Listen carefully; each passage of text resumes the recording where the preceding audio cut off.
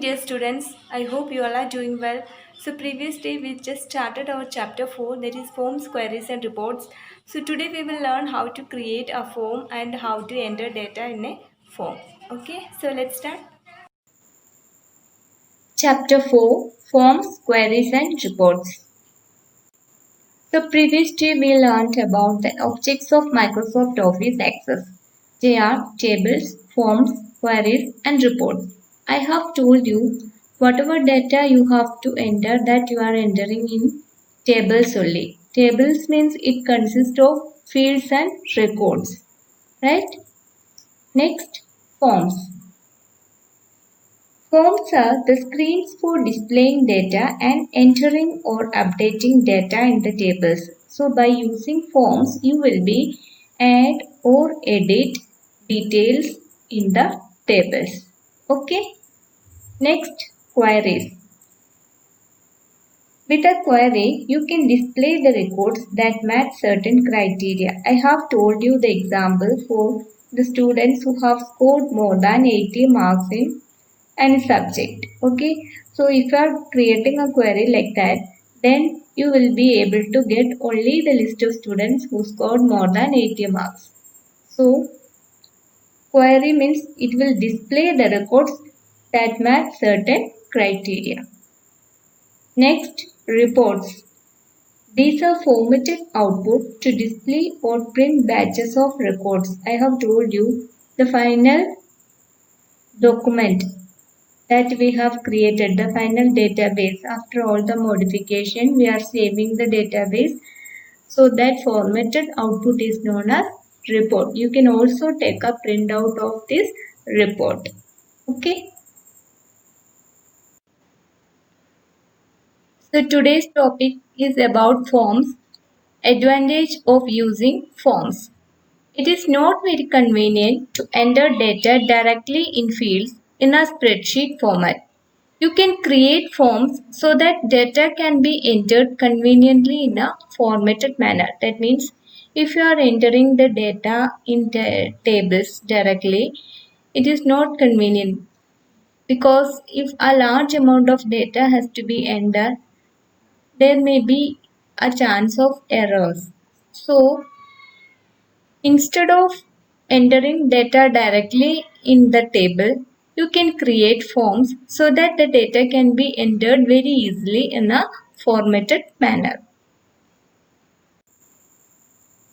So today we are going to do the practical for to create a form to enter data. So let's start. So, children, now we are going to create form for a database. For that, first of all, you have to open Microsoft Office Access. So, for that, we have to click on the Start button. This is the Start button. Okay, you have to click on the Start button. Now you can see these are all the programs. So, from here, you have to search Microsoft Office Access. Okay, now this is Microsoft Access 2010. So double click on this.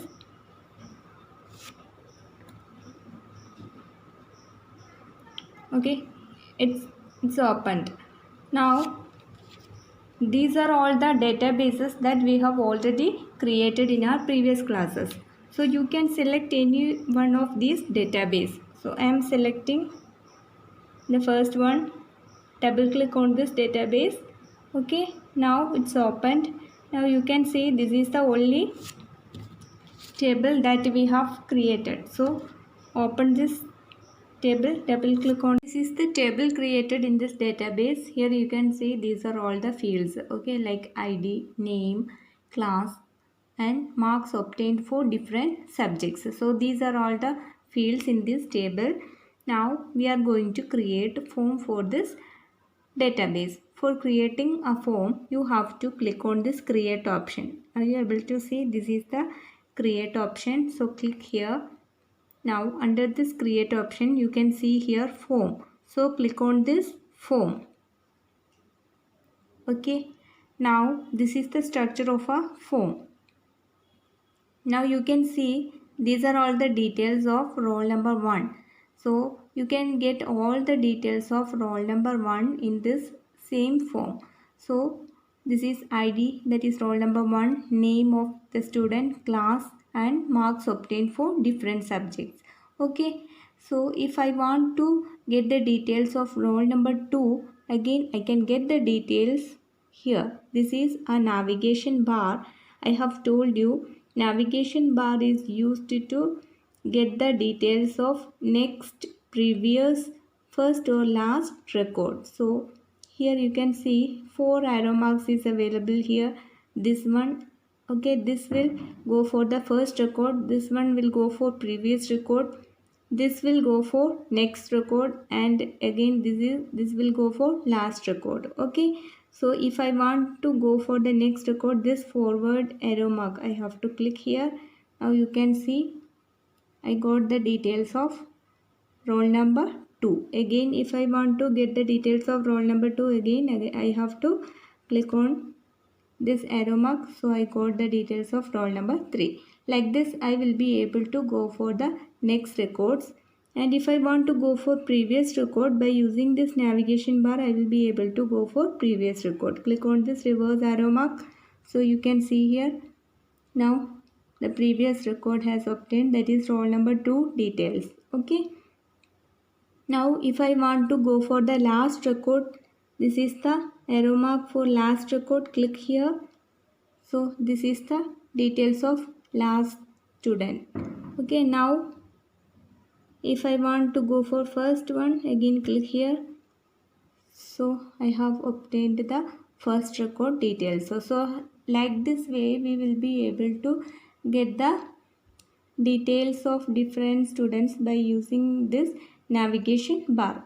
Now in this form we will be able to add or edit the details. Now I am going to edit the details of students by using this form. Okay, so I am going to edit the marks details. For example, for computer I am editing the marks as 100. I am editing all the marks as 100. Okay, so that it will be easy for you to check.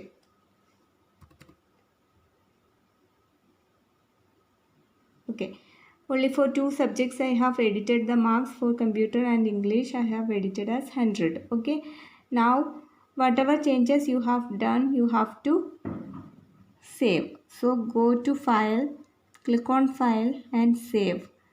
When you click on save, a dialog box open like this, save as. Here you have to create a name for the form that I am giving here as marks form. Okay, then click on OK button. Now you will be able to see this is the marks form. So in this form you will be able to get the details of all the students, okay, that are available in this database. Now we will check whether our changes are reflected on this database or not. So click on this table now.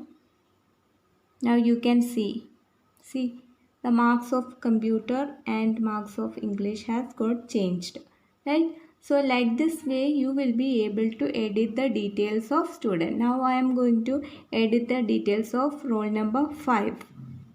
So okay, I am going to edit the science marks.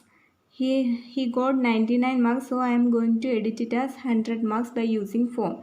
Okay, so I am clicking for the marks form and 5th student and so I can go directly for the last record. So click on this last record.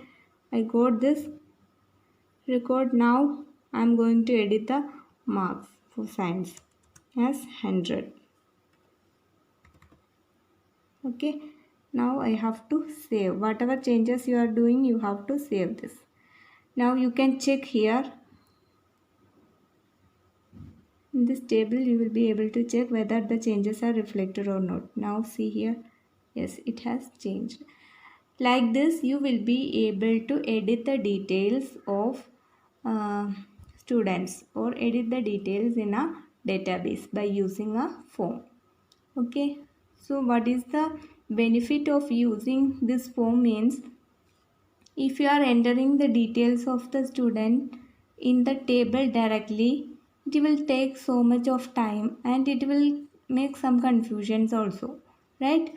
But if you are creating a form and if you are doing the editing, you will be able to edit very easily without any confusion, right? Now, again, if you want to add a new record, you will be able to add a new record also. So for that, you have to go to the last record. This is already the last record, okay? Then you have to, here one arrow mark is available. This represents new blank record, okay? So click here. Now you can see a blank record has created. Now you will be able to ID, you no need to update, it will be automatically updated because it's an auto number, okay? So enter name, class and marks obtained for different subjects, right?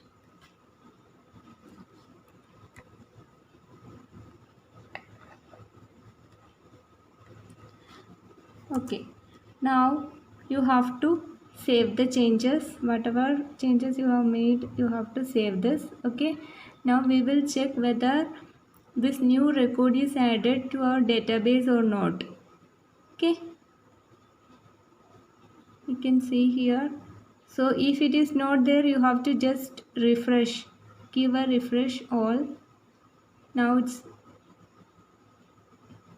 created, see. This is the way how you have to create a form in a database, and I hope you all understood how to create a form and how to add or edit details in a database by using form. Okay, so next class we will learn how to create a query. Thank you.